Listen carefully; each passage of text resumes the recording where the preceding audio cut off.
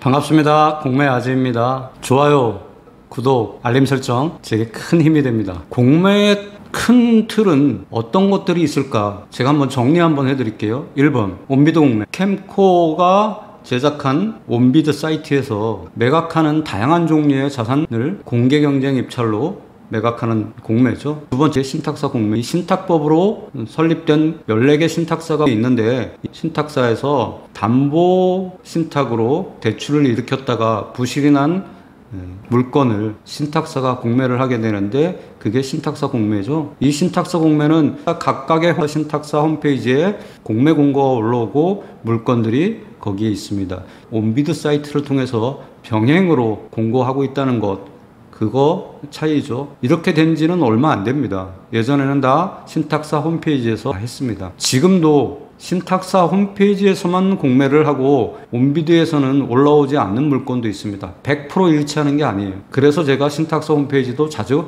가보라고 말씀드리는 거예요. 그 다음에 세 번째, 파산자 공매라는 게 있죠. 신용상에 문제가 생겨서 채무를 변제할 수 없는 사람들이 선택하는 두 가지가 있는데 그 중에 하나가 회생이고 나머지가 파산입니다. 회생 절차를 밟아서 정상적인 신용으로 돌아오는 분도 있지만 회생 절차를 거치지 않고 바로 파산하는 분도 많이 생기게 되는 거죠. 이럴 때 파산하면 파산 선고가 이루어지면서 파산자의 재산을 정리하는 파산 관제인을 선임하게 됩니다. 파산자 공매는 이렇게 선임된 파산 관제인이 파산자 명의로 되어 있는 재산들을 다 찾아서 파산 재단에 귀속시키고 재단에 귀속된 재산을 파산 관제인이 매도인이 되어서 매각하는 공매. 엄밀히 따지면 공매라기보다는 일반 매매라고 할 수 있습니다. 네 번째, 세관 공매라는 게 있습니다. 세관을 통과하지 못한 물품이라든가 수입 화물, 물품이라고 하면 뭐 휴대용도 있을 수 있죠. 개인들이 해외에 나갔다 들어오면서 휴대하고 들어오던 외국 제품 통관하지 못할 수 있죠. 일정 기간 내에 세금을 내고 찾아가지 못하면 매각을 하게 됩니다. 수입 화물도 마찬가지죠. 컨테이너로 들어오든 화물로 들어오든 국내에 허가가 필요한 법령이 있다면 그 법령에 따라서 허가를 받아야 되는데 허가를 받지 못했거나 아니면 통관세를 내지 못했거나 그렇게 되면 무한정 머물러 있을 수 없으니까 이때까지 찾아가지 않으면 매각하겠다 최종 통보를 하게 되고, 그렇게 해도 안 찾아가는 물건들은 다 열어서 우리가 흔히 이야기하는 짝퉁, 이미테이션들은 다 폐기를 하죠. 국가기관이 그런 것들을 유통하면 안 되니까 아무리 겉모양이 좋아 보였고 값비싸 보여도 이미테이션, 짝퉁은 다 폐기합니다. 진품이라고 판정되는 것들은 매각을 하게 되죠. 이런 걸 세관 공매라고 하죠. 다른 말로 채화 공매라고도 합니다. 채화, 머물 채자에 화물 화자입니다. 머물러 있는 화물을 공매한다는 거죠. 다섯 번째, 예보 공매라는 게 있습니다. 예보 공매는 예금보험공사 공매의 약자입니다. 예전에는 이 예보 공매는 현장에 와서 경매처럼 현장 입찰을 했었습니다. 그렇지만 찾아오는 사람이 많지 않고 또 그들만의 리그, 아는 사람들만의 찾아오고 터무니없는 가격에 낙찰되는 경우도 있고 해서 예금보험공사에서 지금은 온비드 사이트를 이용하죠. 그래서 온비드에서 예보 공매 물건도 볼 수가 있다. 다만 예보 공매는 뭐냐? 예금보험공사가 파산 관제인으로 나서는 겁니다. 일반인들의 관제인은 아니고요. 이 저축은행들이 파산하게 되면 관제인을 예금보험공사로 지정을 합니다. 그래서 예금보험공사가 파산한 저축은행의 파산 관제인으로 그 저축은행이 보유하고 있던 재산들을 매각하게 됩니다. 이런 매각을 예금보험공사 공매라고 합니다. 그래서 줄여서 예보공매. 그렇지만 이 예보공매도 지금은 온비드와 동시에 공고해서 진행한다. 예금보험공사 홈페이지에 가도 예보공매 물건을 볼 수가 있어요. 그리고 온비드에서도 볼 수가 있고. 여섯 번째, 자동차 공매가 있죠. 제가 영상 한번 찍은 적이 있어요. 그 영상에 자세한 이야기를 20분에 걸쳐서 말씀드렸으니까 그 영상 찾아서 보시면 되고요. 여기서는 간단하게만 설명드리겠습니다. 오토마트라는 곳에서 공매를 하고 있고요. 굿 인포카에서 자동차 공매를 하고 있고요.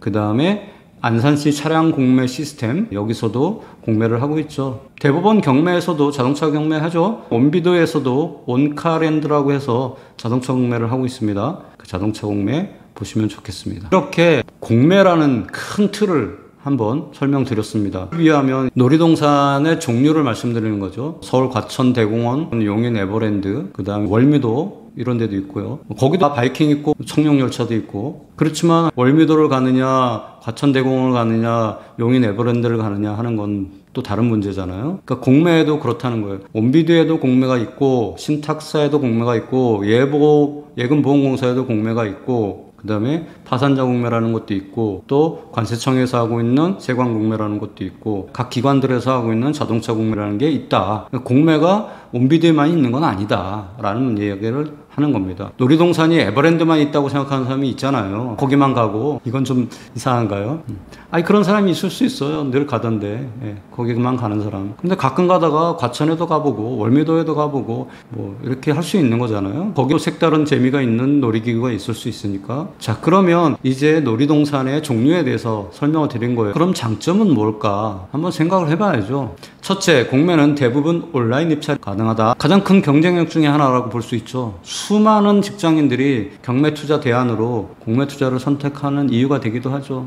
자, 그러면 공매의 두 번째 장점. 공매는 아직 모르는 사람들이 많아서 기회의 장이 됩니다. 여전히 공매라는 단어를 듣지 못하고 생소하게 생각하는 사람들이 대부분이라는 게 현실이에요. 우연히 공매를 접하게 된다 한들 깊은 관심을 기울이지 않습니다. 왜? 경매에 비해서 너무 인식이 낮기 때문에 관심이 별로 없어요. 그러니까 비록 경매보다 10분의 1 정도밖에 안 되는 물건이 있지만 사람들의 관심도가 떨어지기 때문에 분명히 기회가 된다. 자, 세 번째, 공매는 매우 다양한 룰이 있다. 여러 가지 룰을 알아야만 해결할 수가 있다. 이건 뭐 장점이라고 할 수도 있지만 어찌 보면 단점이 될 수도 있는 건데, 그렇지만 전 장점으로 꼽았습니다. 이런 다양한 룰을 이해하는 사람들에게는 장점이 되고 큰 경쟁 없이 수익으로 연결할 수 있는데, 이런 다양한 룰을 이해하지 못하면 그들에게는 그림의 떡이 되니까 하려는 사람 입장에서 보면 장점이 분명히 맞습니다. 자, 네 번째, 공매는 임대 물건도 입찰할 수 있습니다. 경매에 익숙해졌던 분들은 임대 공매라는 이야기에 굉장히 낯설어 하시지만 공매하는 사람들에게는 참 재밌는 물건입니다. 매매를 해야만 수익이 난다?